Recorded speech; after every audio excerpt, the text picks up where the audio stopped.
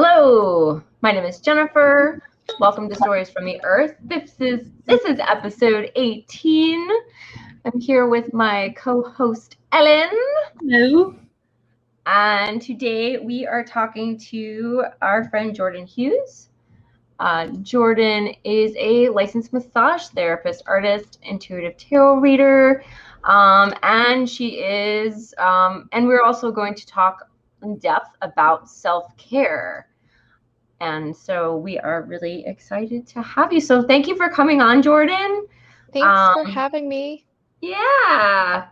Jordan's business is called Crescent Moon Healing Arts. And all the links will be in the show notes and in the description of this video if you're watching us on YouTube. Jordan, why don't you give us a background on why you even came to do what it is you do, like your inspiration, what drew you into healing arts?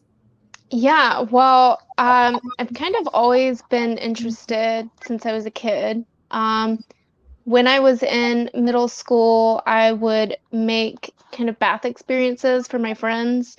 So I would have them come over and I'd set a bath up for them, and I'd have a foot bath and some crock pots with rocks in them. My dad was always like, "What? Why is the crock pot in your room?" I was like, "Oh, just massaging my friends." Yeah, so that was one thing I would do with my friends.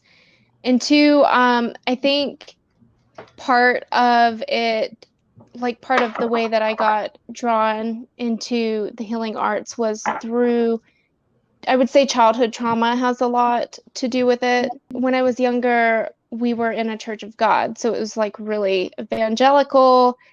They did the like praying for people and stuff like that. And even though a lot of that experience was super damaging for me because I'm gay and I grew up in the South as a gay, it was something that gave me the belief that there was the possibility of hands-on healing and kind of got me interested in energy work from a young age. Like it became part of your own self-healing and self-exploration to kind of Yeah, too, like that's part of what got me interested in massage was like the energy work aspect to it, because even though I no longer identify with the beliefs that I grew up with, that still was something that ended up carrying through just in a different flavor aspect. Yeah. So did they do like hands-on like I don't know what it's called, but there is an element of that laying on hands. Yeah. Okay. There was a lot of that. And I never, when I was at that church, I never really witnessed any results from it. We didn't really have anyone who seemed to like miraculously get healed. But I guess me being in like a child state where it was those formative years, I was like, oh, okay, this is totally a thing. And then when I got older, I was like, oh, it is a thing. It's just, for me, a different experience. Like nothing against them or anything. Just for me, it took on a different form. Like a huge part of what led me into seeking healing practices to heal myself was with that level of trauma and to like growing up gay in the Bible Belt in the South, in a very, not just a Christian household, but a very extremist Christian household where you're kind of taught that being gay is wrong, and just pretty much like it was repeated to me as I was a child that gay people didn't even deserve to live. So from a young childhood age, I was kind of ingrained with this belief that like I wasn't enough, like I would never be good enough, and that there was something wrong with me. So while that was an extremely damaging experience like young on, it did kind of create that need in me to heal myself. But eventually, as I kept going through the process, I ended up finding out that what I needed to heal wasn't the fact that I was gay or the fact that I was the way that I was. It was the actual trauma that I needed to heal from being told that I wasn't good enough. Yeah. So that, yes, yeah, had to do a lot of that. And it kind of like if have like if you've been told that and then you come to realize that that's not true, and then maybe you come to accept that like I am actually fine, it helps with the deprogramming. It helps with that pulling away. It helps because you're discerning what is actually something I've just been told, or what is actually more closer to something that like is true for me, or is or something that I find is makes more sense for me in my life and in the world. So yeah, for sure. And two, like it gives you this kind of, like they call it the gay awakening in the LGBT community. Okay. Like it's kind of like you like when you realize that and you innately know, and like you have, or at least in my experience, there was the process of trying to like pray the gay away and things like that, and it didn't really work, of course, because that's not something that happens. Right. Yeah. Then you realize, and two, like you start to realize like these feelings that I have, they're natural. And when that happens, you're like, oh, well, if this is not true, that they've been telling me this, but I have this felt lived experience of something different, then what else isn't true? So it kind of shatters the entire like illusion that things are black and white, because they're just not. You want a quest, a bigger quest. Yeah. It definitely wasn't easy, but it's one that I'm glad that I had, because I would probably be still stuck in that same level of shame and thinking, because in that type of religious extremism, there's always something wrong with you, and you're always trying to make up for that, regardless if you're gay or not. Yeah, that's what I was gonna say. And I know from talking to other people that your experience, you're not alone. A lot of people have had this same experience, come from a very very religious, very background, and been, have been gay, or even trans or whatever, and they have broken away. Sometimes it's taken them a while. Like a lot, like years and years. It's admirable that the biggest challenge is recognizing there's a problem, right? So like realizing that you needed to shift to become more of who you really are, and that's to know and recognize that that's okay. But then you took it a step further, which is admirable, in that, okay, you were working on yourself, but seeing value in the give back of being able to then help other people too is really nice. Yeah, it kind of, I think that part of like what made me want to give that to other people was, it's just, there's something wonderful and powerful about being able to feel yourself change. And like, two, it shows you a path that you didn't know you could take. And there's just something nice about being able to share that with other people, because sometimes people don't even realize what is possible for them in the realms of like healing themselves. And it's just really nice to show people the possibilities that there are with the different tools that are out there. I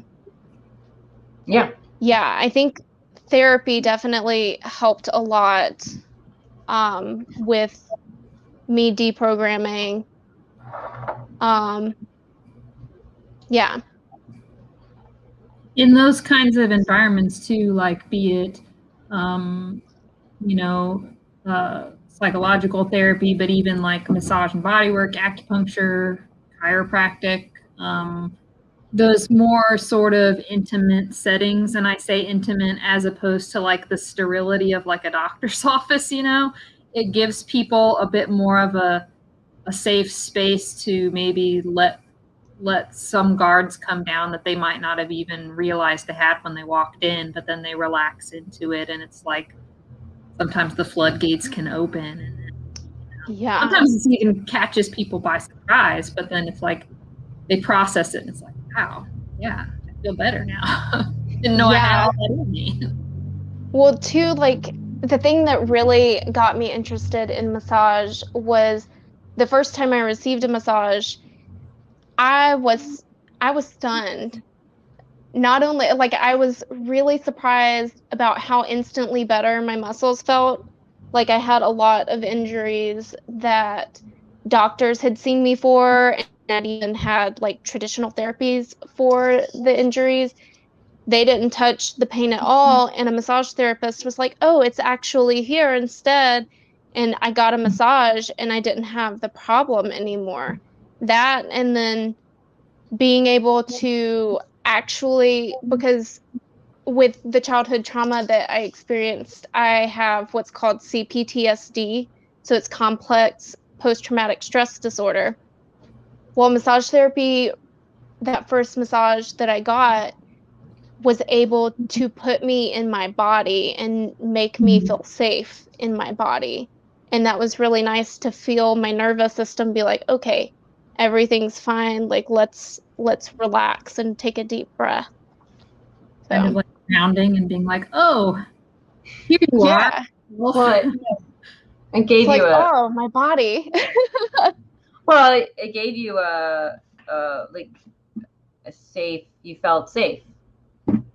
Yeah. And instead of trying to run, so yeah, you know, like, or hide or something like that, like, and yeah, it got me into rest and digest state, and I was like, oh, this is nice. You can actually rest.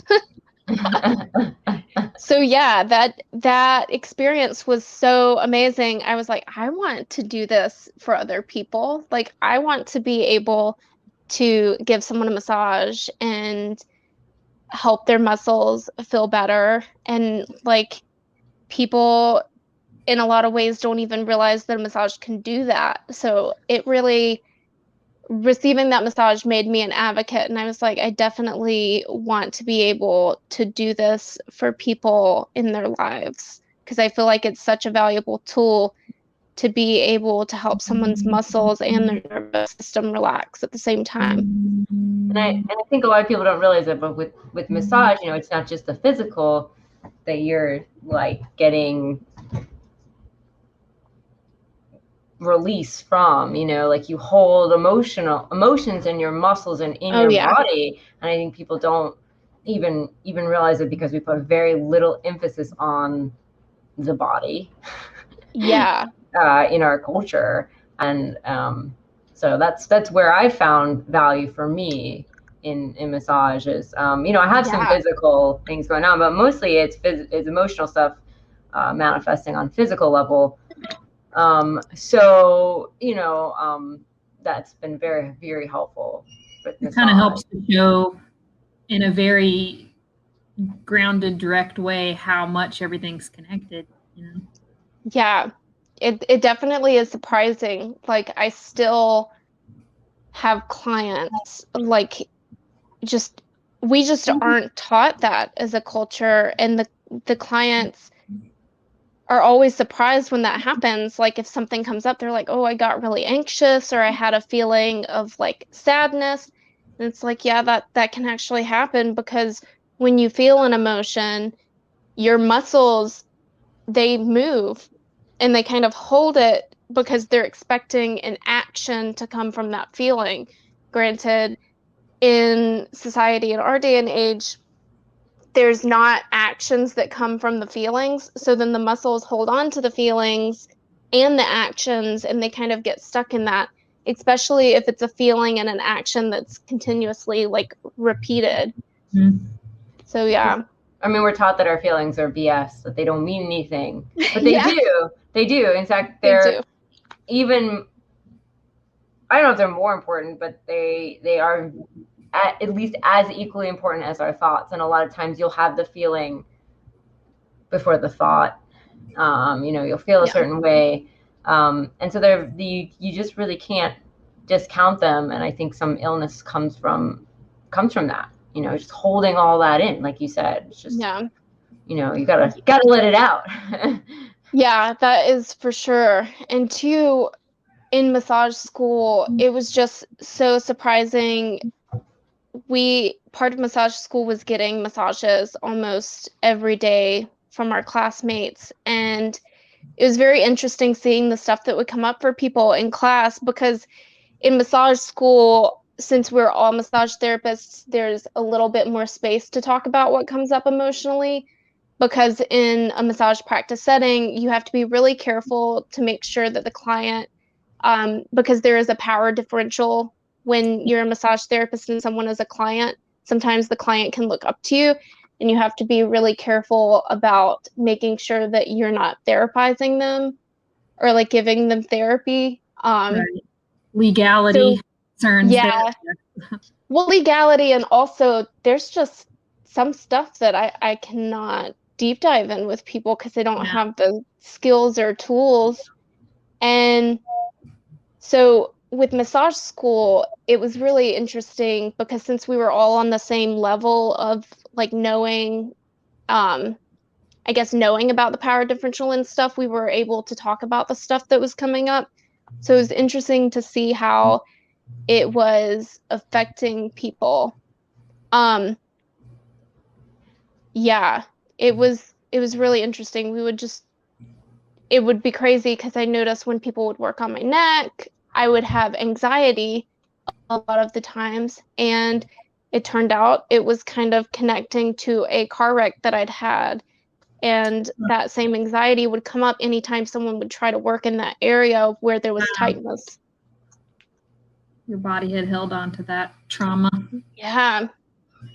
They go really hand in hand as well, because sometimes I may not know about an emotion that was there and I'd experience it in massage, and then I'd be able to take it to my therapist and be like, this is coming up for me. Yeah. Yeah. Yeah. And sometimes it's real hard to get to that stuff. It's so far buried somewhere. Even, and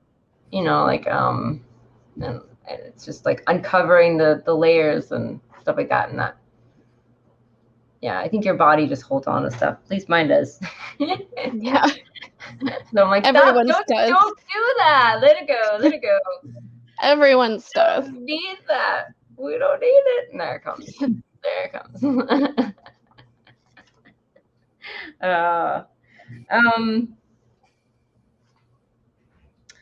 So could you tell us what your definition, perspective of sacred self-care, and what is it, and why is it so important? Why is this self-care thing important? Well, when I was in massage school, we had a lot of yoga training combined with our program to make sure that we had a strong self-care component so that we wouldn't burn out when we were trying to provide care to other people through massage. And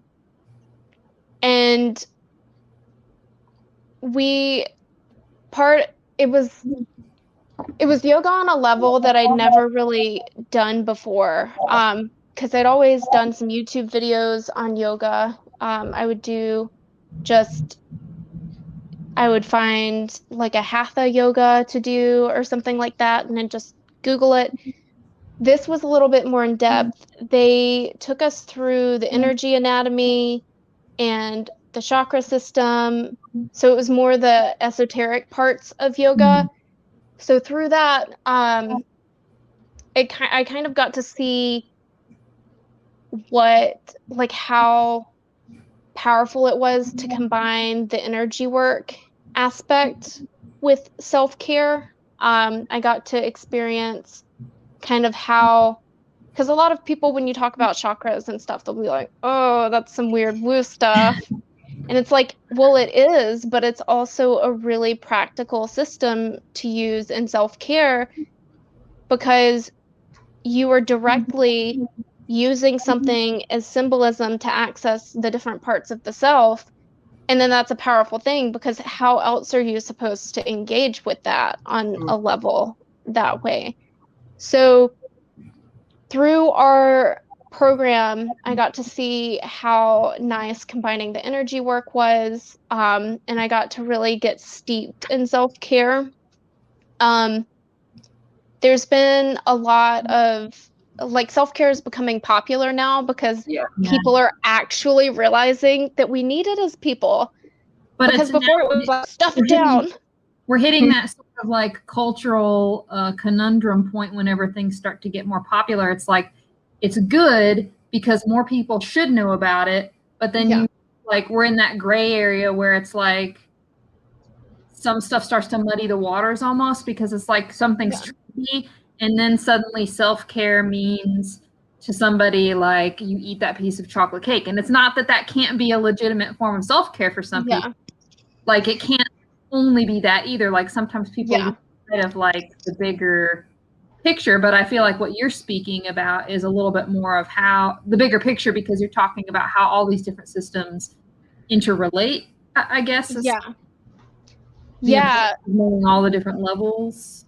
I feel like, because for me personally, I believe that the person is a physical being, an energetic being, a mental being, like, let's see, so physical, energetic, mental, spiritual, and even like emotional. I feel like all those facets of the self are different layers. Like, they're definitely connected and interconnect, but I feel like the more levels that you touch when you're doing your self-care, the more deep that it's able to affect you, because you can brush the top of one layer, and if the other layer has not been touched, then there's still something down there that is going to make you feel fatigued.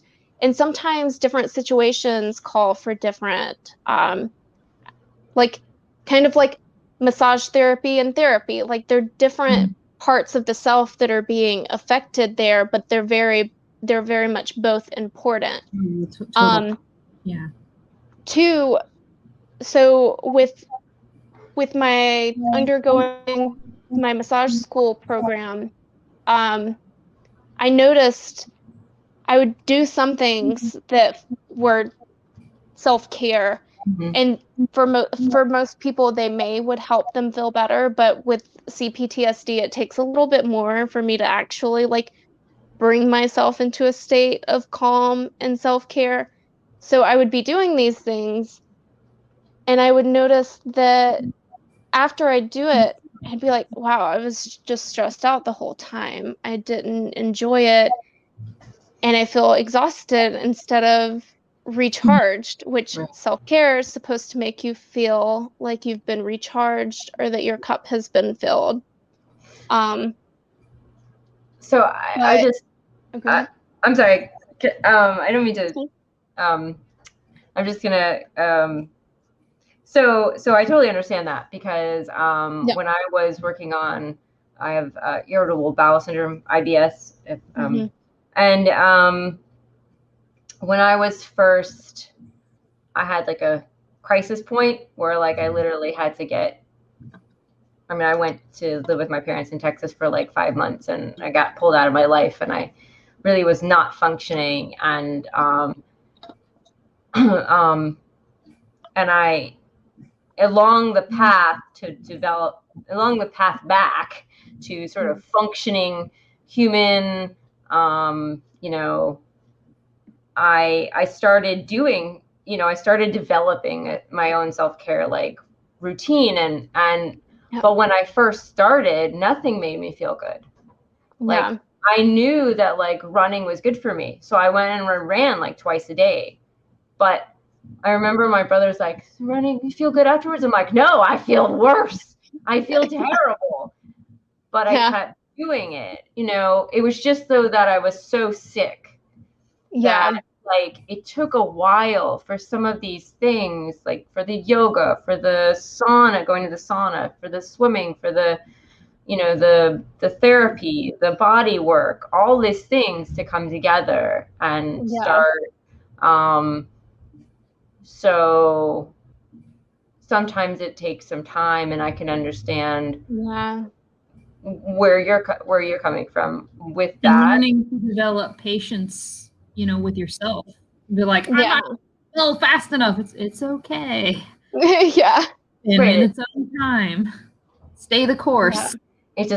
It takes time, and sometimes it, you know, some days are better than others. But if your nervous system is so stressed out about being sick and all of that, it takes a lot of time to be like, this is okay, and get it into balance, and like kind of like with continuing the self-care practices, you like reaffirm to your nervous system over and over that it's okay and that it can relax, because at first the nervous system's like, I don't know, maybe I can't relax even though you're telling me I can, like I don't trust this. But as you continue on, it starts to sink in. One thing too that I think helped me a lot was kind of, I wouldn't say developing the concept, because I'm sure like it's obviously a concept that already exists, but I guess it's, for me, it was labeling it a different way. I took self-care, because just self-care in and of itself was never enough for me. I decided to reframe it in my mind as something I call sacred self-care. So through massage school and deprogramming and therapy, I started to experiment more with, as I was letting go of the old religious trauma, I started experiencing and experimenting more with ritual practices, because I saw how beneficial the yoga and working with the energy body was. And so I was like, this is something. Like, these ritual practices make me feel more in my body and more recharged than I've ever really been able to feel. And it's crazy because it's something that's replicatable. Because with a lot of self-care practices I'd done before, it was just hit or miss, because it is, healing really is this like cyclical process. And some days my symptoms would be worse, and just a regular self-care thing wouldn't cut it out. Like, it wouldn't make me feel safe enough to be able to relax. So as I got more involved in the ritual practices, I was like, oh, there's this thread of commonality between each of these things that are helping me relax. Like, sometimes it would be dancing to the point of fatigue. Sometimes it would be doing those long, because we were so lucky in my massage program. We would get 3-hour long yoga classes with this one teacher that was really amazing. Yeah. It was mind-blowingly incredible. And it wasn't like flow yoga the whole time. There was a lot of like yin and restorative and meditation combined. It was just so dreamy. And I would notice, like, my brain would get in this state of like melting. Like, my body would just feel connected to everything, and my brain, the level of like intellectual, like fast critical thinking would slow down, and I could feel like my brain opening up into a different type of thinking, to where it was more relaxed and peaceful and calm. And it was really like a breath of fresh air. And I noticed that happened when we were doing these things that often combined all of the 5 senses, set sacred space, and pretty much anything that was done long enough to let my brain get into that like lovely, melty, relaxed state. So I was thinking about that, and it was like, okay, well, these are self-care. Like, what's making them different from the other self-care that I'm doing? And then I realized, oh, it's like the sacredness of it.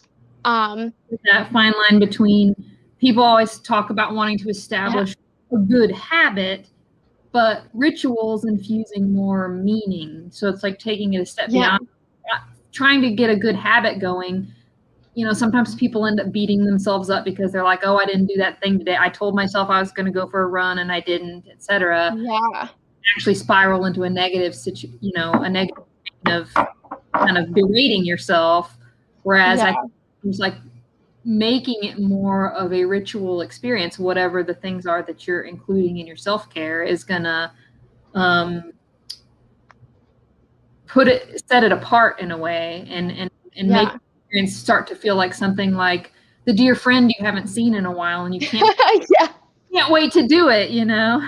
Yeah. Well, too, like the habits and the like dragging yourself down for not doing it and stuff, that's very much like capitalist patriarchy mindset. That's because a lot of people do approach self-care from that level, which is totally fine. It's probably giving you something, but for me, I've just found that ritual, like, it takes it out of that and then makes it more about pleasure and like being in the moment. And two, like, there's something, so when you look at the word sacred, like, pretty much sacred is taking something, making it separate.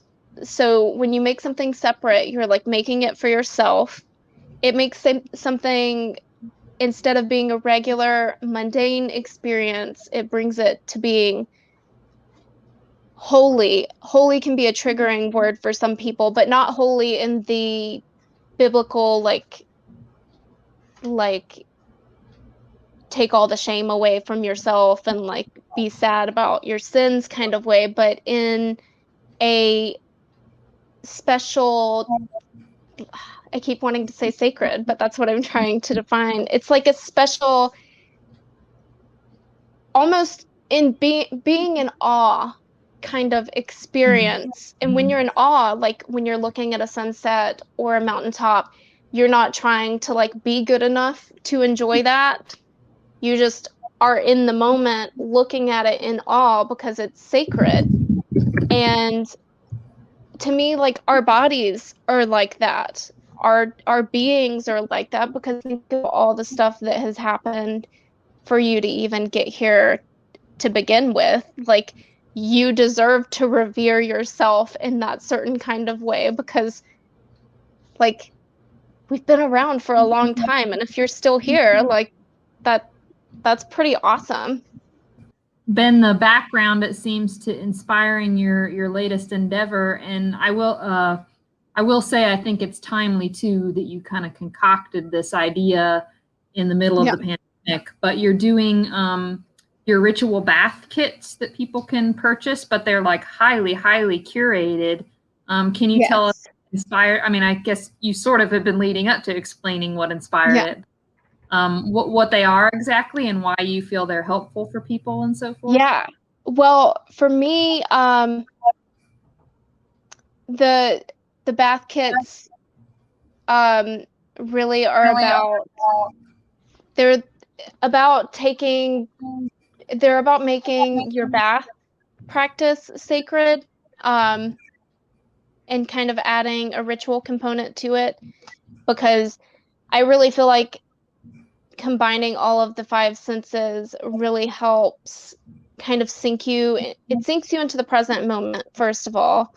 Second of all, it really helps make something a memorable experience, because the more sensory information that's included with a experience that you have, it's more easily translated into your brain to keep and hold as a memory.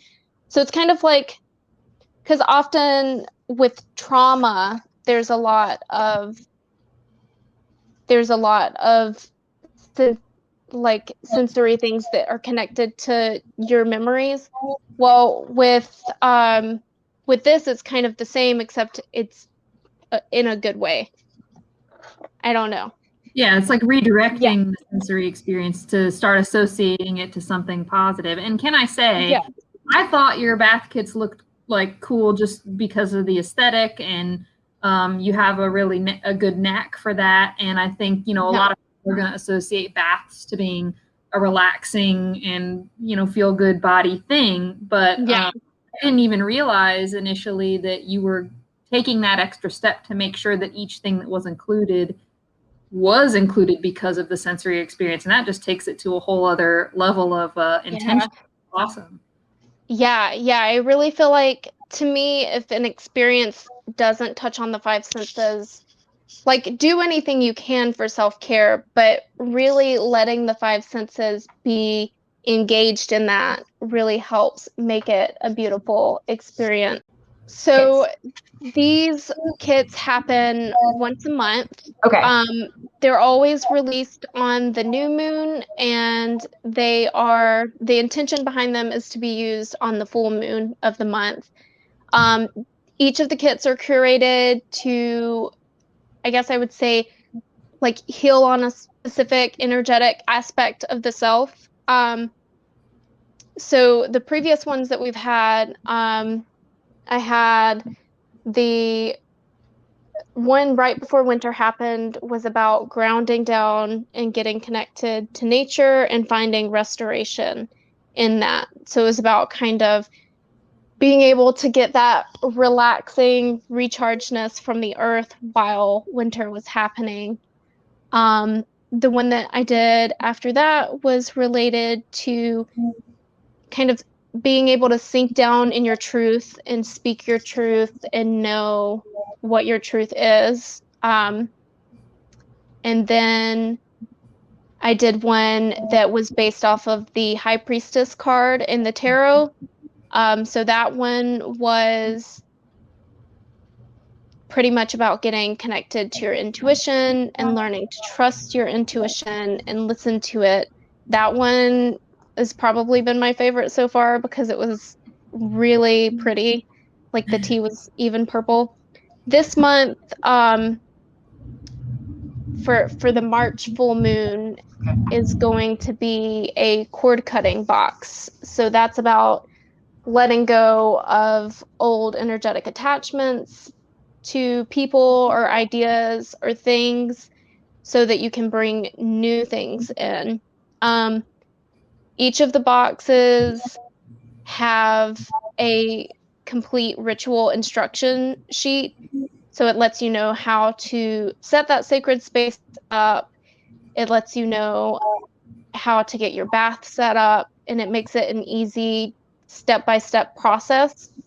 And then it also has some visualizations and kind of self-energy work mixed in there to walk you through a ritual to do each of the things that the box is themed around.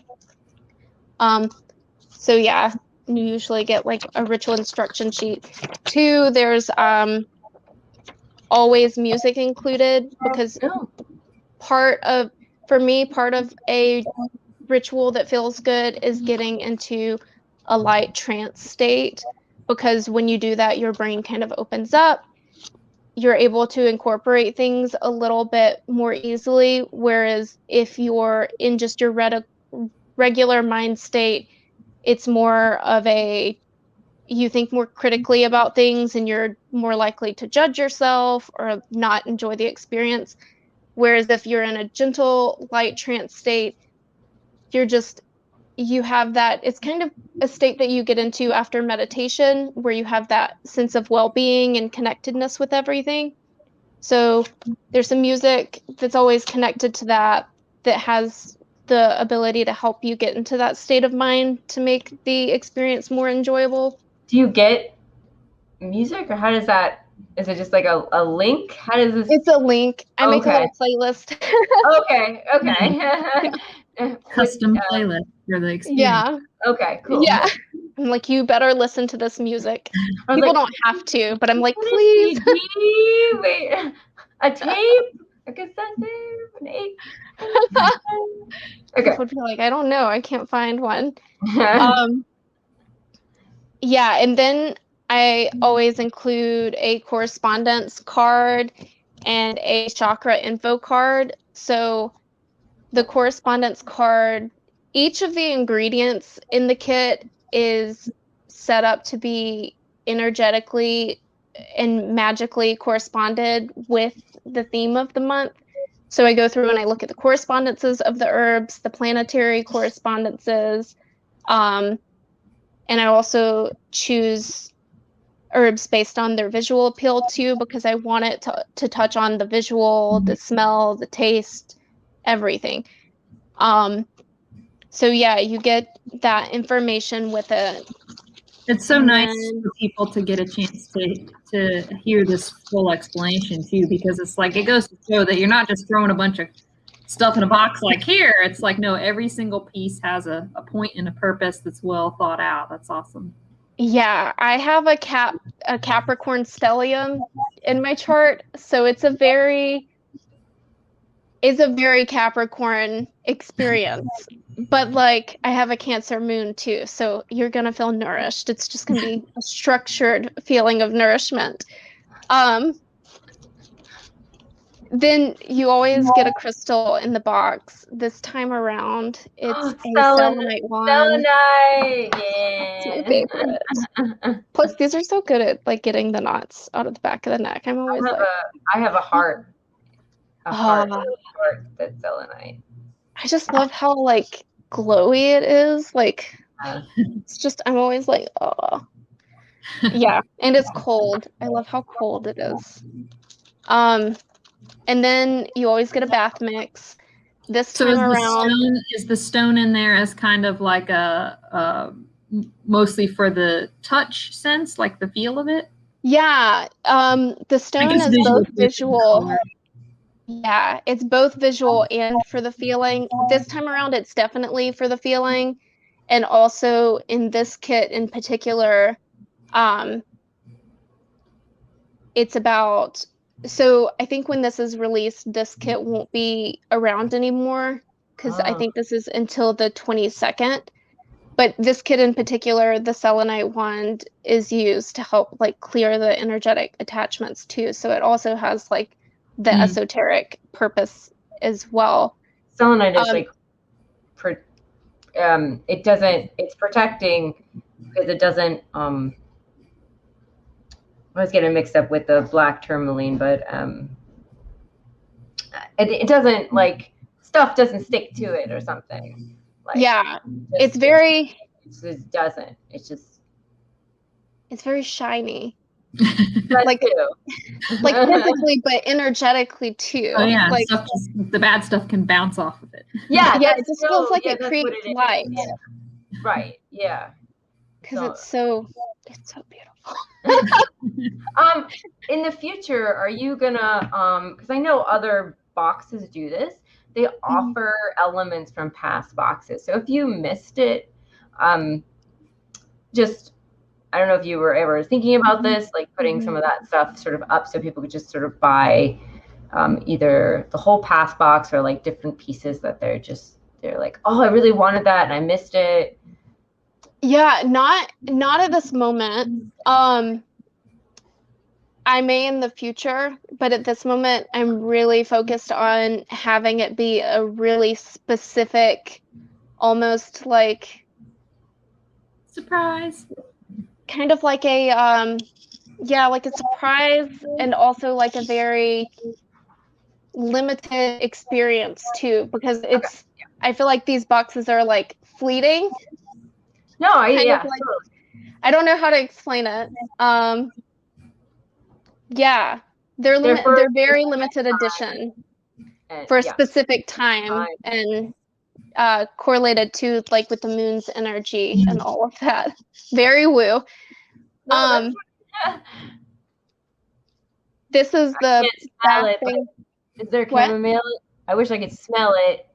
Oh, if you put your nose close enough to the nose, you can smell it.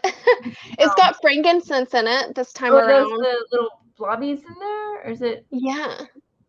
like Wow. orange. It's a resin. Frankincense is a resin. Yeah, from the I think it's Boswellia or Boswellia. I don't know how to say it, but it's from that tree, and it's really good for banishing and bringing in like a really solar kind of bright energy. And it's got I don't have a bathtub yet. Oh my gosh. Herbs, right? I don't have a bathtub yet, but oh my gosh. They have blow up bathtubs you can put in your shower on the internet. Oh my god. On the internet somewhere. They do.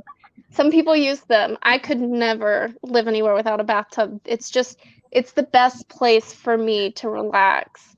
It's not ideal. It wasn't my we have a bathtub. So not good for bathing. Not good for bathing. Yeah. So what you just held up is like what you would actually put into the bath? Oh, yes. Yes, this is the bath mix. It's got elderflower in it and some salts and the frankincense and some lemon. It's really good. Yeah, there's always a bath mix included. My intention with the bath mixes is to have them smell really nice, but they use only natural ingredients. I don't use any fragrance oils. And the herbs in the bath mix are magically corresponded to the theme of the month. And I try to use really like different textures because personally I like opening the bath pouch and pouring it in.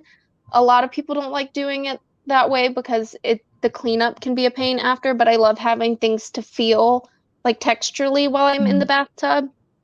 Then you always get a loose incense, which is also magically corresponded to the theme. Pretty much everything in the box is.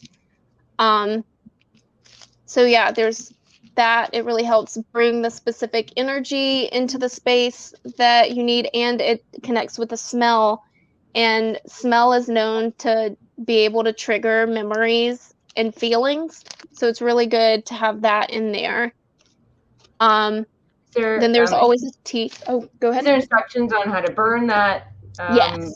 Okay, because I know a lot of people are not as familiar with the loose as the stick or the sage or just stuff like that. So it's just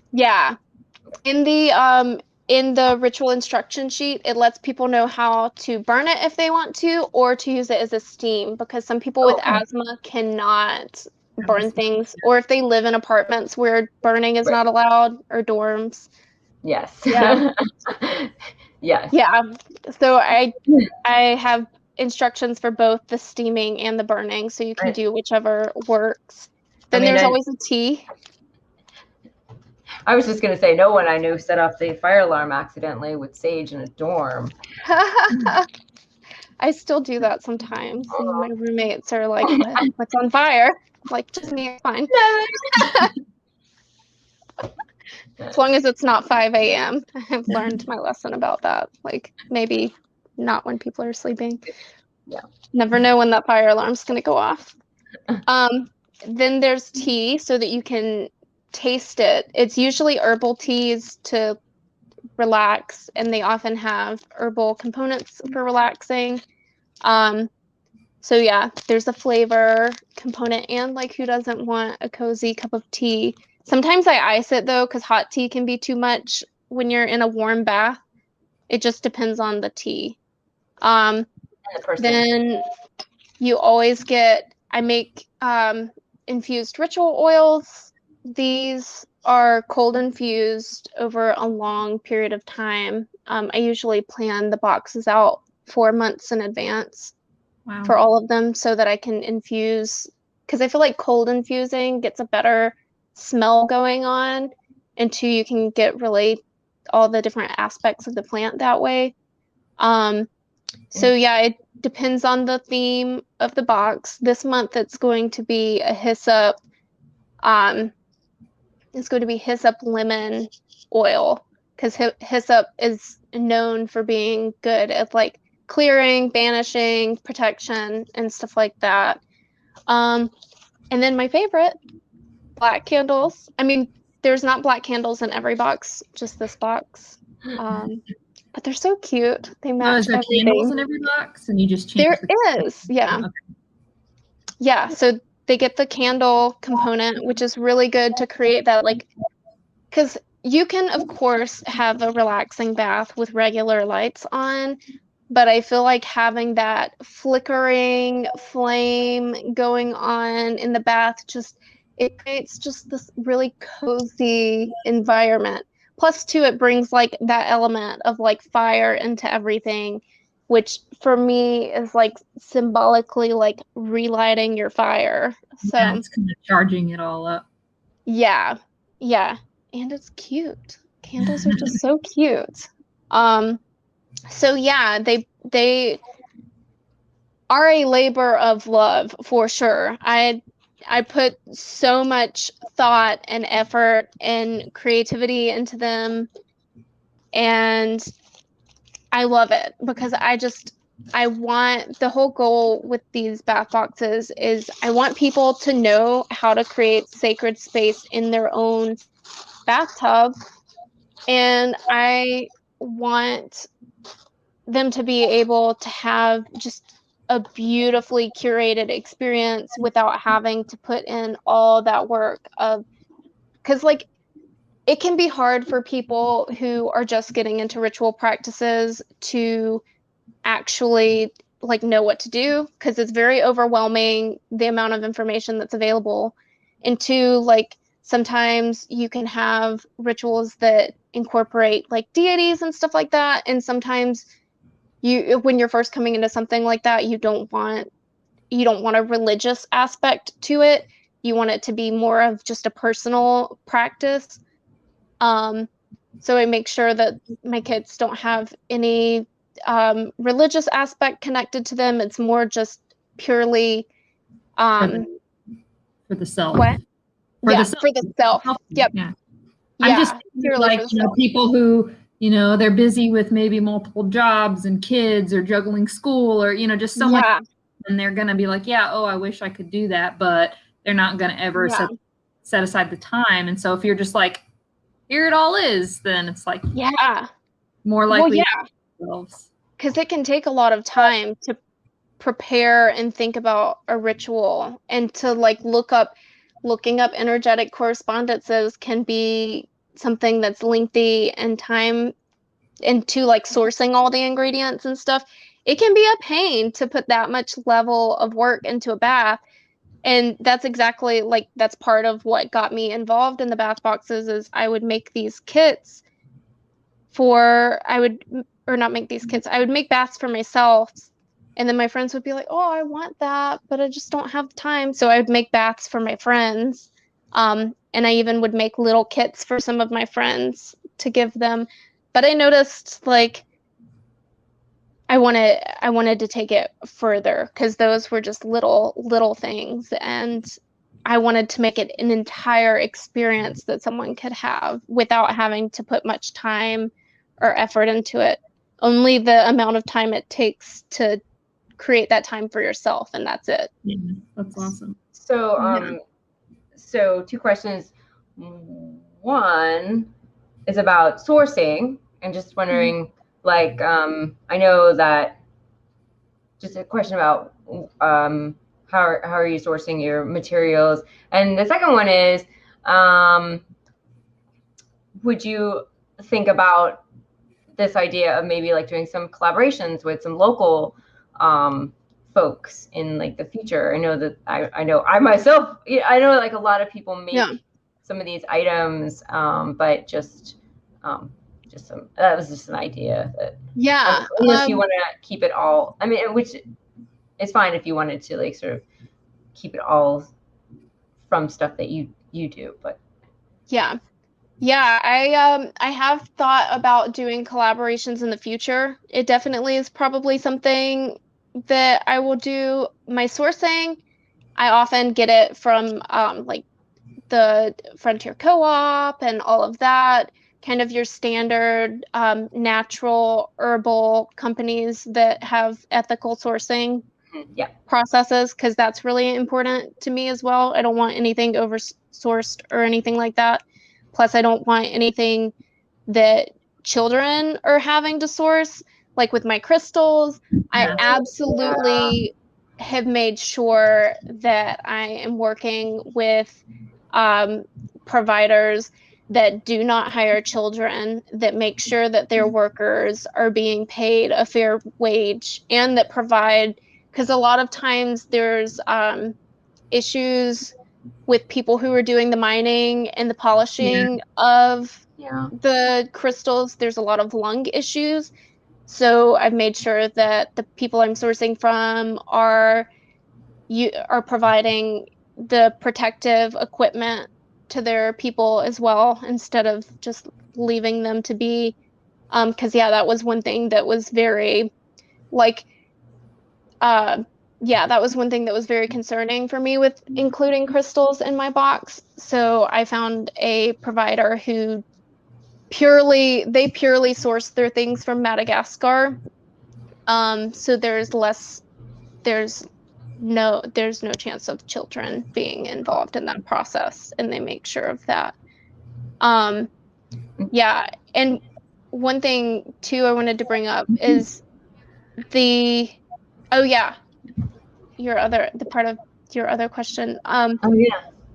Currently, right now, I'm making sure that I do everything, because Capricorn stellium, and I'm wanting it to be a very specific experience. And they're awesome. I'm not. Yeah.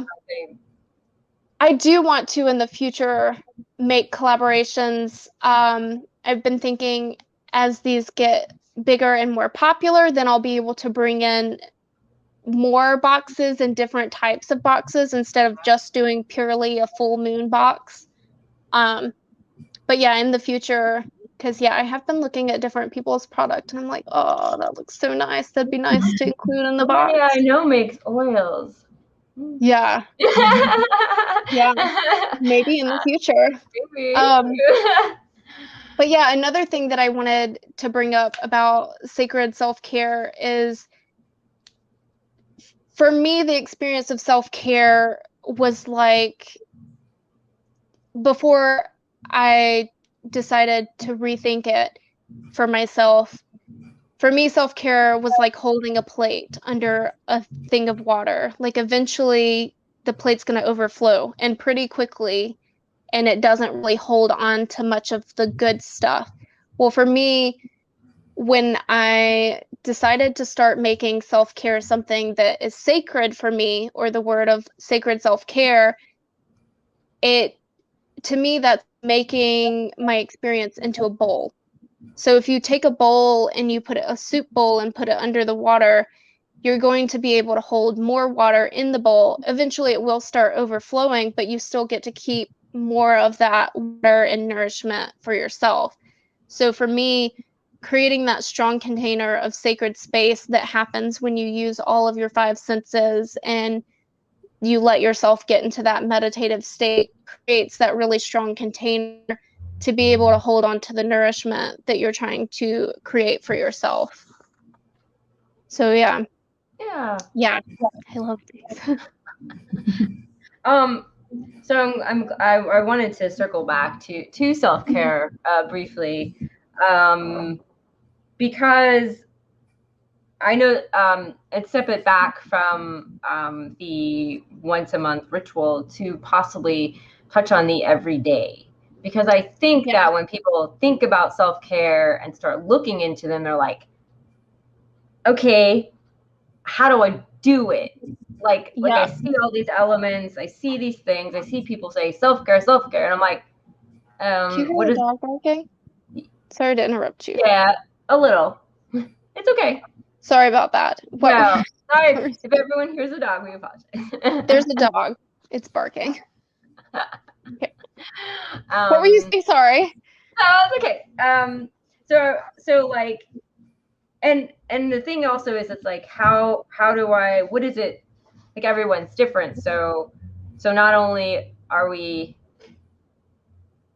talking about like how, I think we're telling people like the elements of self-care, but we're not teaching them how to put them together into like a daily practice for everybody. And for me, like I was talking about my IBS, when I first started, on my path to healing, I was developing a self-care routine, which I didn't know I was doing because nobody was really teaching me. I was just sort of, you know, putting all these elements together, and they formed the thing that I did every day for my health.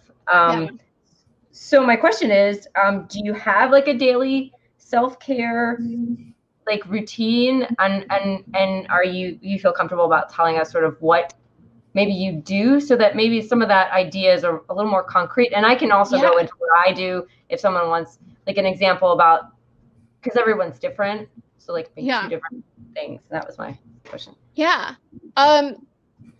One thing that I try to stay away from in my self-care practice is, for me, I found out that what I would do is I would be like, oh, I have to have a routine. I have to do this. If I don't, like, oh my gosh, like nothing's okay. I can't ever keep up with anything. Well, something I learned through therapy is like when I did that, I was setting myself up for failure. So I've learned what it took for me is to create a menu for myself. Okay. So I sat down one day and I journaled, and I was like, what are things that really bring me absolute like recharging and pleasure? And I wrote it down based on length of time. So I started out with what I call an amuse bouche, which in culinary speak, that's something like a one bite. It's one bite. So something that would take 5 minutes for me to do that was self-care, that would recharge. Then I went into a small plate, which would be something that took 10 to 15 minutes. And then I would do something that was an entree, which would take anywhere from an hour to 2. And I found out when I was able to write the things that I loved doing instead of what I was feeling pressured by society to do, in those ways that I could literally just look at it and choose instead of being overwhelmed. That was the beginning steps for me to be able to start a self-care practice. And then over time, it was able to develop further. So in the beginning, I would have for my amuse bouche or my one bite, 5-minute type of self-care, it would be a Qigong practice on YouTube, drinking a cup of warm tea, and then taking a walk. Or my longer ones would be like, go take a dance class, pre-COVID time, of course. Yeah, unfortunately. And then, or like go on a hike, or like for my small plate, it would be something like a yoga class, like a Yin Yoga class on YouTube. So that's how my self-care practices started out in the beginning. And now, pretty much what I do is I think about, oh, what would I like to do that is going to like feel good to me and help me recharge? And then I do that thing, but I add something to it that touches all of the 5 senses.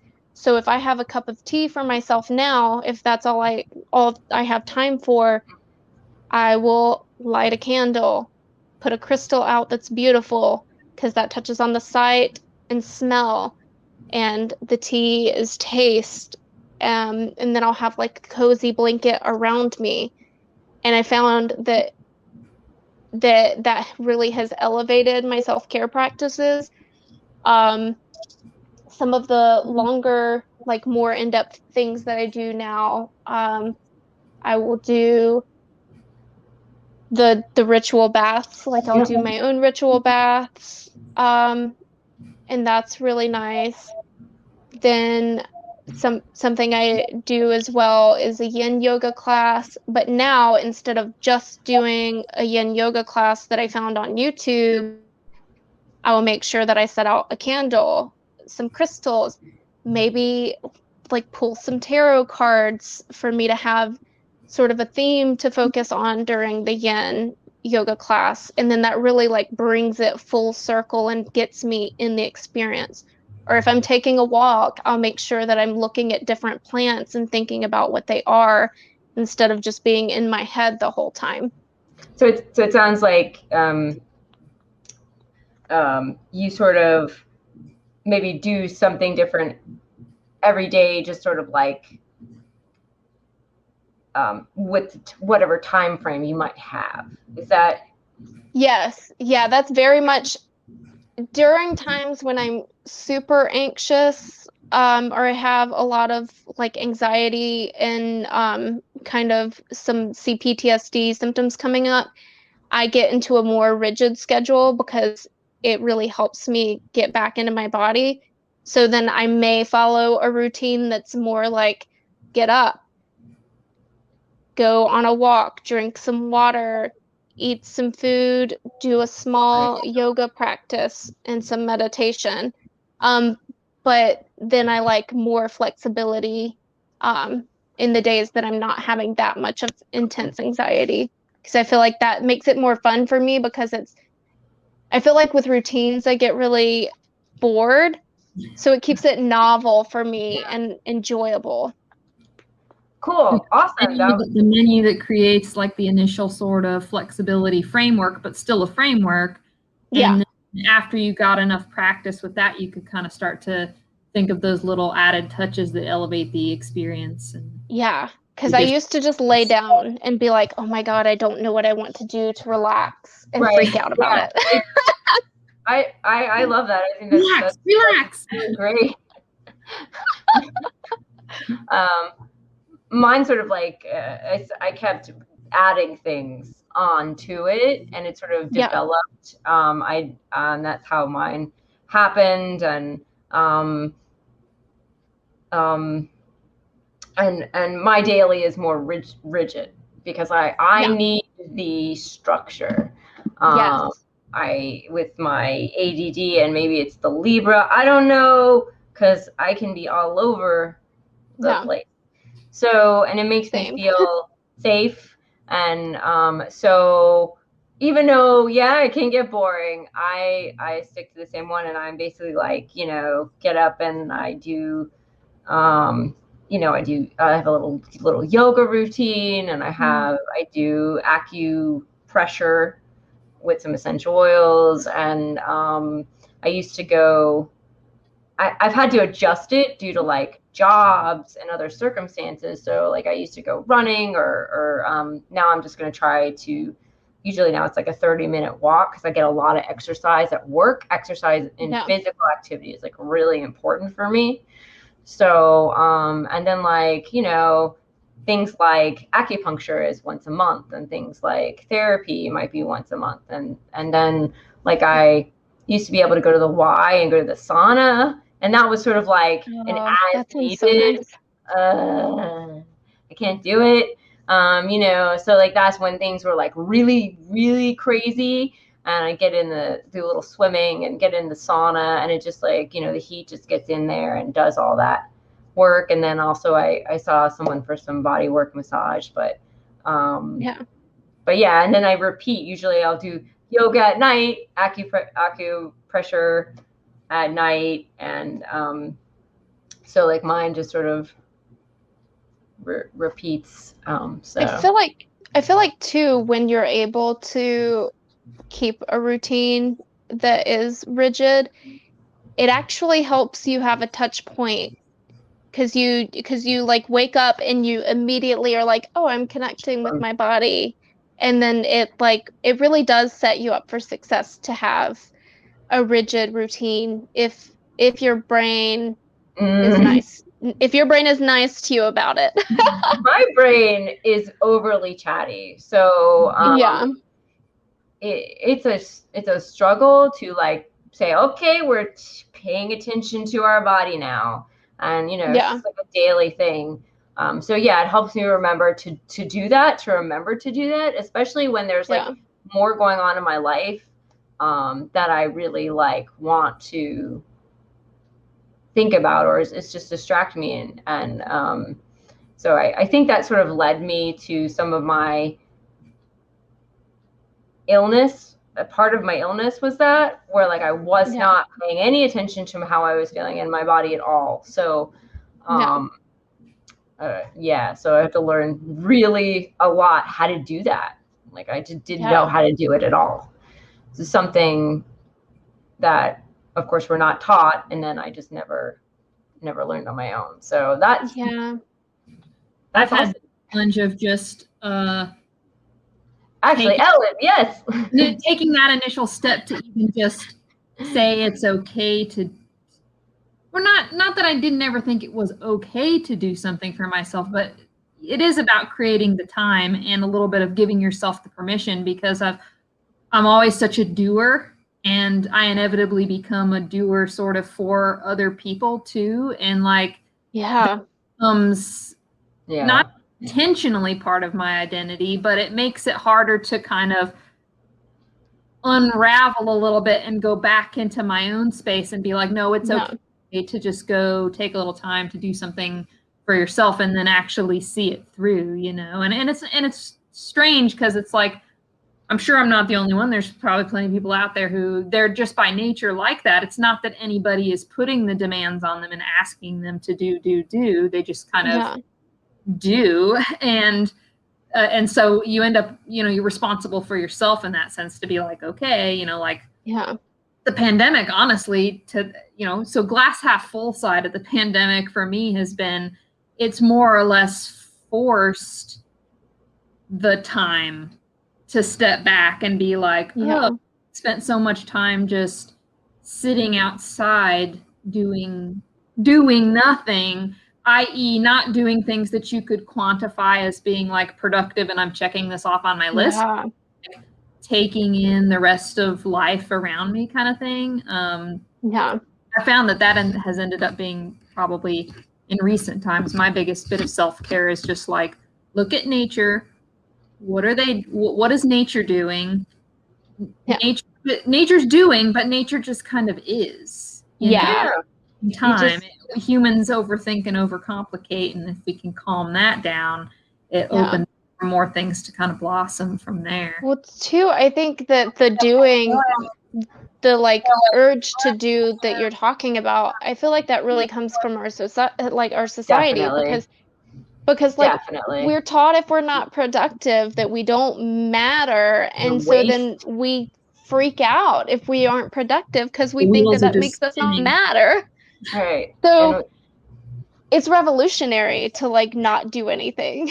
Yeah, exactly. And you're being, you're not doing nothing. You're sitting in the sun. You're just, that is important. That is doing you're still doing something important.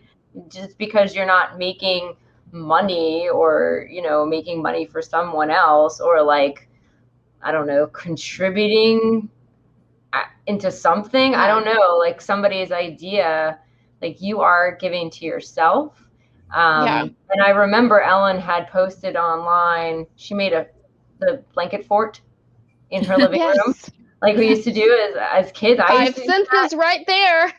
And I was just like, this is amazing. I was like, oh, I really, because like half the pandemic so far I was out of work. But like this past 6 months, I've been like full-time job, first time in like 10 years. And it's been like full on. So, you know, I'm like, I just want to be in that blanket fort with the dogs and Ellen. And I don't know if you had some food, you might have. Like, it just, it just seems so awesome. So that's another example. I feel like play. Play and pleasure is revolutionary for self-care. Like we deserve to experience pleasure, and pleasure is productive because it nurtures us as beings. Like, play and pleasure is so important, and our society wants us to think otherwise, because if we're doing play and pleasure, we're not being productive for someone else, we're being productive for ourselves, and that's a big no-no. Yeah, exactly. I feel like it's revolutionary instead of being a big no-no. I was learning to do that when I was in Texas, and I remember we were at my brother's house. We were babysitting for like, I think we spent the night with my parents, or with my parents, we babysit my nephew. So his parents can like have a day, whatever, a week, a night away. And so we basically had a sleepover, and there were some neighborhood kids that were out like playing street soccer or whatever. And I went out and I like played with them. Like I'm like 40. I was like 40 at the time, you know, it was like a couple years ago, and they're way younger than me. But that was so good for me to do. I was like, I want to go play. I want to do that. Like the little kid was like, I want to do that. And of course, the next morning, I ended up having some good digestion, better digestion, which because it just so that led me, you know, so play, I wasn't ever playing. And I remember in college too that I was hearing all this sort of like, take some time for yourself, and I'm like, how do I do that? I don't know how to do that. I literally don't know. So you're like, okay, it's been 5 minutes. You're like, oh my gosh, that must be enough time for myself. What does that even mean? So it's like we have these ideas, but like it's like I don't understand. So well, I feel like too. I feel like that's another thing that makes like ritual a good component of self-care, because it does invite that aspect of play and imagination and like getting connected to, because for me at least it feels like letting my inner child play pretend and like get really connected to that playfulness and pleasure. So I feel like that's another thing too that's really important about self-care, is adding just this sweet component of playfulness and not taking yourself too seriously. Because if you start getting into that too serious state, you start like judging yourself or being like, oh my God, I'm not productive, or I don't like belong in this moment of like peace, or da-da-da-da. But if there's playfulness, like when that comes up, you can just giggle at yourself and be like, no, silly, you're having fun right now. Like it's time to let yourself just be, and kind of giggle at the capitalist mindset that's kind of like coming in to attack. Yeah, because I mean, when you're kids, play is fine, but somehow when you become an adult, it's bad, and that's ridiculous. Yeah. I mean, it's just ridiculous. Yeah. Well, being that this program is called Stories from the Earth, and knowing what we know about you, I feel like it's a relevant tie-in to ask, amongst all this, and you've touched upon it a little bit, so maybe you can go a little more into it. How do you find ways to connect with nature, and how do you feel like these professional and creative pursuits of yours are grounded and inspired within that? Like, how do those things intersect for you? I love nature and trees. My gosh, like trees are just, they're really my favorite. And I know that sounds weird for me to say, but like they're beautiful. And nature is always inspiring me because I see in it, I've learned so many lessons from it. I mean, starting out when I was a kid, when I was having my traumatic childhood, because I did experience a lot of abuse in my childhood, I lived in the woods. So I would run outside and play in the woods and hang out with the trees. And it just always felt like this gorgeous place for me to be, that felt safe and that felt like, because I guess it was a very big contrast to the rigid environment I had in my home, because it was very rigid, very strict. And being out in the woods, I wasn't supposed to be there. I was supposed to be playing in the front yard, but I would sneak away and run through the woods. And that just like the wildness of the woods and the beautifulness of it always has been inspiring to me. And two, like, I think that there's something important to learn from nature. Well, there's a lot of important things to learn from nature, if we're being honest. But one of the biggest things that I've always noticed about nature is the cycles that it takes. And when I was a kid, I would get to see these woods that I grew up in and that I'd run through. My dad's house was in one part of the woods, and I would have to go through the woods to my grandmother's house. It sounds very like Red Riding Hood-esque. Yes. And it totally was. I never saw any wolves though, Did unfortunately. you have your little red cape? Obviously. No, Aw. no. That would have been too witchy for them. Oh, But I would see these trees go through this continual cycle of transformation. I would watch them in the winter, they'd be sleepy and dead. I used to see winter before I went through all my healing practices, I would see winter as this like death, decay, really sad time as a kid. But I would see the trees just kind of be dead. And then in the spring, they would have these beautiful green shoots coming off of them that were like a vibrant green. And like energetically too, the forest would just have this like vibrating, excited feeling to it. And the dirt would be like wetter. And then we would go into summer and I would notice like all these vines would start growing and it felt like a jungle. And I loved it most in the summer, I think, because I would feel like I was like exploring through a jungle. And then I would see fall come and I would love like the beautiful golden colors, and then winter would come again. So seeing those cycles a lot.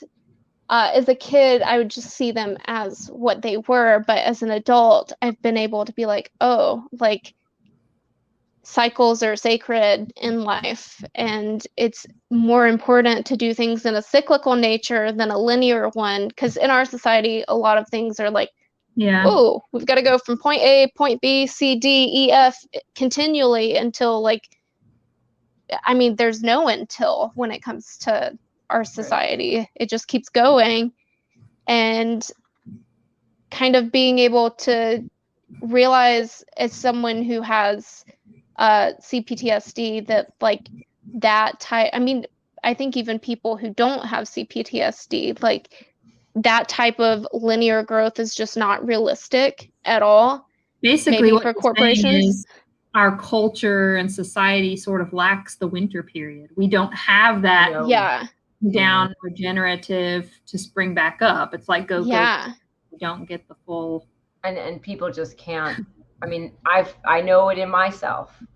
Like I just cannot go. And because I have a chronic illness, I can't even fake it. Like if I am pushed too far, my body will really well, chronic illness has basically become the canary in the coal mine. It's like it takes that for a lot of people to finally go, oh, I don't have a choice but to respect the cycles. Yeah, it's like these are important. I mean, my body was yelling at me so hard that I had to listen at some point, because I was not listening. And I you know, and I also think it's part of the culture, because it's hard to, it's just that's the mindset. And a lot of people have these a lot of people have IBS because of, I think it's because of our culture. A lot of people have high anxiety because of our culture. It's just, there are symptoms of what's going on, and the, you know, like, I mean, my work is so busy, which on one hand it's really good, but like sometimes we're working 6 days.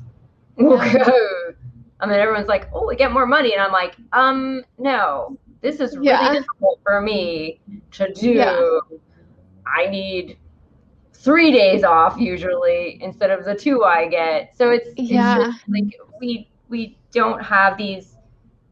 It's like people are utilized as machines, and we're not that. We're not. We're an organic machine, but we're not a electronic machine that can just sort of go.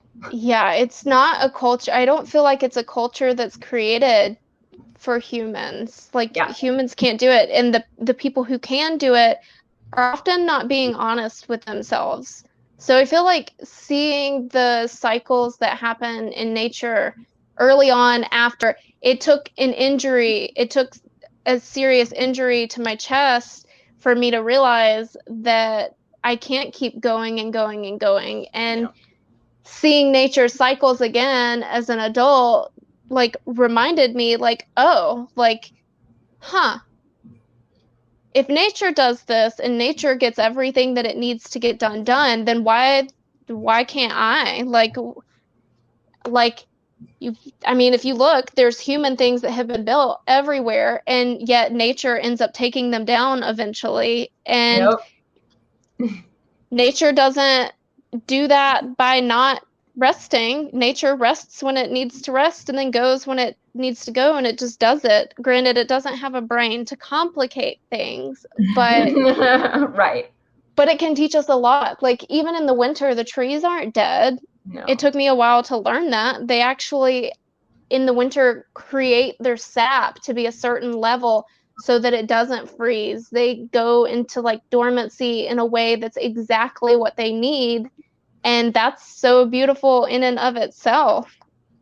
And yeah, it's been nice kind of having that as confirmation to be like, yeah, human, you're not supposed to just keep going and going. You're supposed to relax and rest and follow cycles. And two, like, it kind of makes it, because I don't feel like endeavors are supposed to just continually go. Like, I think that they're supposed to go until you've done the work that you've done and then go to something different.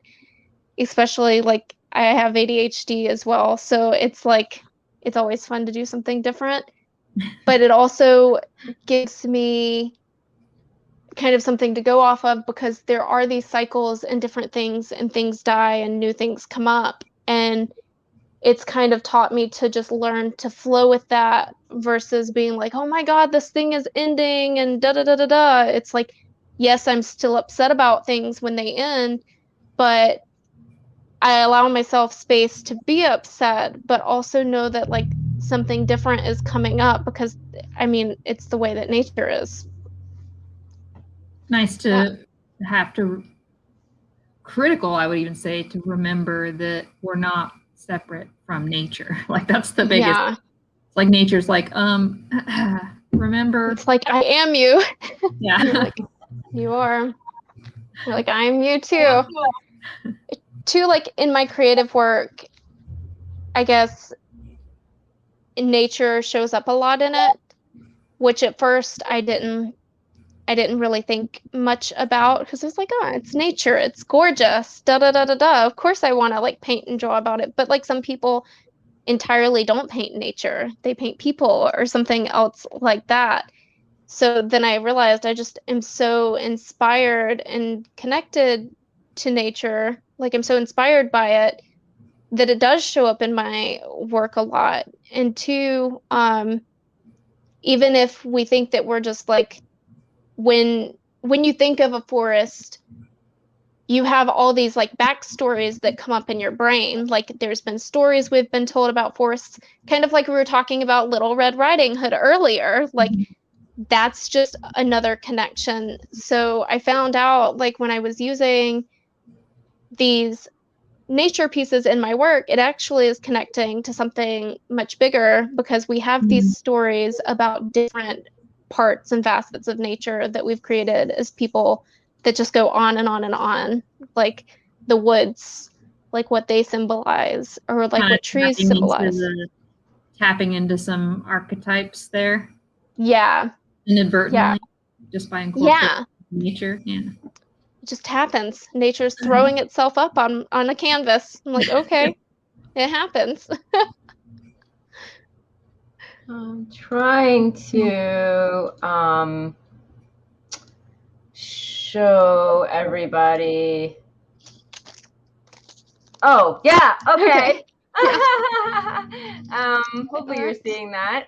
This is one of Jordan's beautiful artworks. This one's my favorite so far. Yes. Let's see if I can. I don't know if it'll. Oh, whoops! Aha! Wrong way. Anyway. Oh, 1 second. No, oh, you're everyone's thought now. Ah! How do you work this thing? Okay. Yeah. So, should I put that back up for a minute? Yeah, we can Oops, talk about it. All we can see. Hold on. Okay, show us yours. I guess. Okay. Okay. All right. Yes. So, yeah, this is one of my recents. Yes, and they're awesome. You also had stickers as well, holographic stickers. We have some, holographic stickers. Yay! Which they're not currently up on your website, right? Yeah, I've let them kind of relax a bit while I've been more focused on my bath boxes. Those will probably end up kind of merging into because I used to have them under a different name. It was Botanical Moon Arts instead of Crescent Moon Healing Arts. But I think for the sake of focusing in, I'm probably going to eventually move them to my regular stuff because it's easier to take them. I think it's probably easier than having like 50 different Instagrams. I mean, I agree. I'm keeping up with basically 1.5 Instagrams, so yeah. And the only reason I found it easier to do the Stories for the Earth Instagram is because we have a schedule. Like, again, structure, and for my Seawolf herbs, which is I don't know. It's neither here near there yet. It's just sort of that's very up in the air.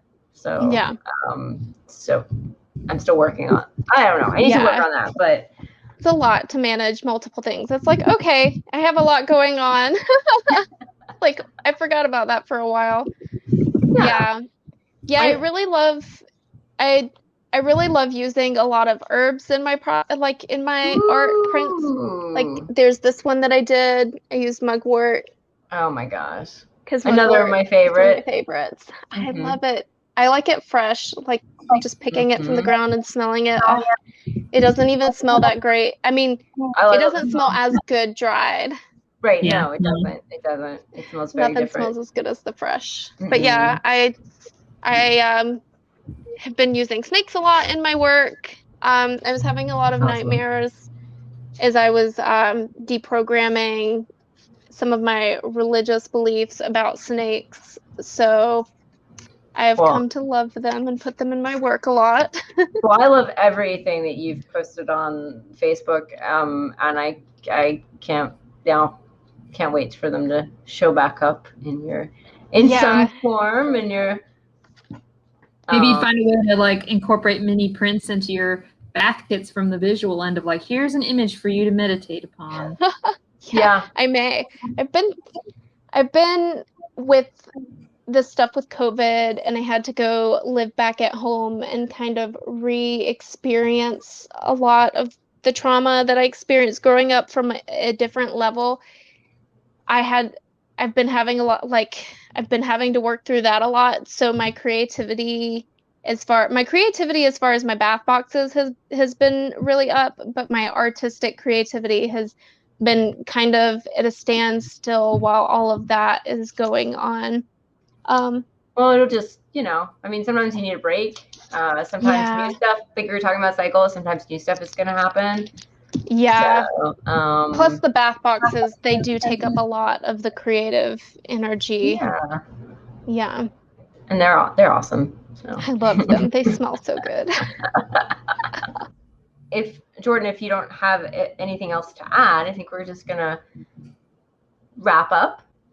I guess one thing that I would like people to take away or like just, I guess, some parts that I'd like to recap on is like a self-care process is not something that is linear. Like you're not going to be able to like jump into something and be like, oh, this is great, this feels amazing, because there's often like a lot of stuff like we've been talking about, I have to be productive or I'm not worth it kind of mindset coming in that you have to work through. So whenever you're starting a self-care practice, just be like very gentle with yourself, because that sets you up for success. Like letting yourself figure out what feels good to you, because what works for one person may not work for another person. Playing around with having something that's more rigid and having something that's more flexible, because you can see what serves your needs better and what makes you feel better. And two, like, I'd really like people to just realize how important it is to see yourself as something that deserves time and space and taking care of yourself. Like, one thing that really helps me see that in myself is thinking about myself as if I'm both a small child and both the parent. Mm-hmm. And I feel like that gives me the ability to see myself with this level of compassion and understanding and awe, to where self-care doesn't become another excuse for me to beat myself up or anything like that.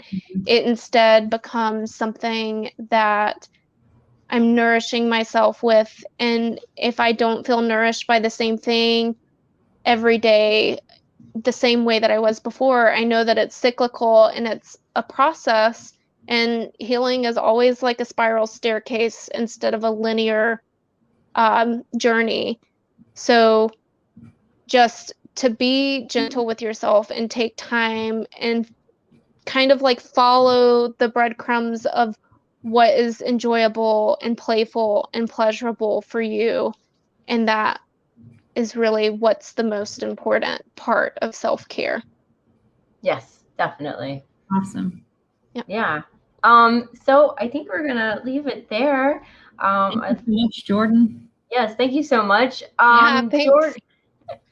Jordan, where all of your links are gonna be in the description, but where can we find you?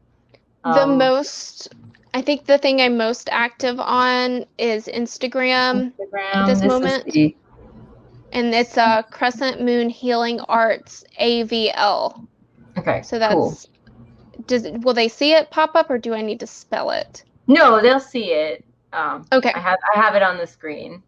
Alrighty. So unless you're listening, and it'd be hard to see. But if you're listening, it's gonna be there's gonna be a link below. So to both your website and your Instagram. So yes. Alrighty. And so if people want to subscribe to your boxes, do they yeah. the Instagram or to the website? Yeah, so they can, it's probably best if they go to my Instagram and click the link in the profile, because that is where it'll be mostly. And two, you won't, if the box is not released yet, you won't see it in the links. So keep an eye out on the Instagram for that month's release date. It usually is released on the new moon. So yeah, there's a link in the Instagram profile. Awesome. And we are stories_from_the_earth on Instagram. We are also Stories from the Earth on YouTube, and Stories from the Earth on Anchor. So you can listen to us on Anchor and watch us on YouTube. And we have a new episode the second, third, and fourth Wednesday of every month. And if you'd like to support us monetarily, just go to Anchor and click the support button, and you can support us for $1, $5, or $10 a month. So that would be, we appreciate support, because one day we are going to take this thing on the road after COVID and go traveling, and that takes some funds. So, all right. Well, I hope everyone has a lovely day, and we will see you next time. So, go and do something nice for yourself. That's right. Go do some self-care. Do it. Pressure. If anyone has any questions, you can contact us through Instagram or email, anything like that. If anyone wants to be interviewed, please contact us. We also have a Facebook group. I'm leaving that out. So we have a Facebook group as well. So you don't have to be an herbalist. You can just be a regular person wanting to talk about something that is involves stories and the earth. So, all right. Bye. Thank you, everybody.